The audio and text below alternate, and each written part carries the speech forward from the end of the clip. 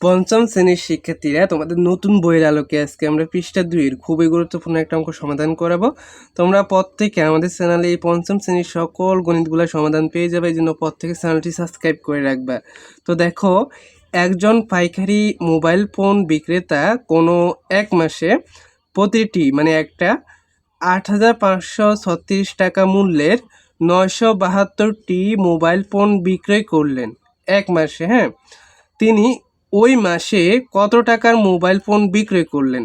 একটা মোবাইলের বিক্রয় মূল্য কত? এখানে 8,536 টাকা। বিক্রয় করছে কয়টা? 972টি। এখন 972টির দাম বেশি হবে, এই জন্য আমাদের গুণ করতে হবে। তো আমরা লিখব, একটি মোবাইল ফোন বিক্রয় করলেন,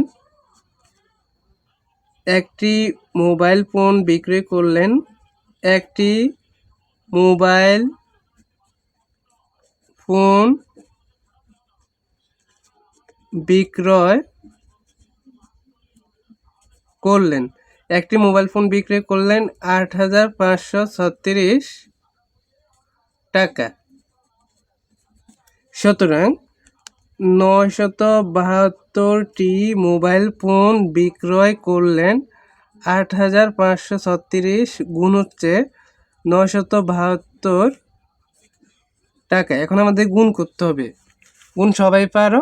তো দেখো, আমরা এখানে করি 8,536 গুণ হচ্ছে 972। তো দেখো, এখানে 6 দুগুণে 12, 2 হাতে আছে 1, 3 দুগুণে 6 হাতে যে 1 আছে, 6 আর 1 7, 5 দুগুণে 10 0 হাতে আছে 1, 8 দুগুণে 16 আর 1 17, 1 ঘরের জন্য একটা শূন্য বসাইতে হবে। তারপর দেখো, 6 7 42, 2 হাতে আছে 4, 3 7 21, 21 আর হচ্ছে 4, 21 আর 4 25, হাতে আছে 2। তারপর 5 7 35, 35 আর 2 37, হাতে আছে 3।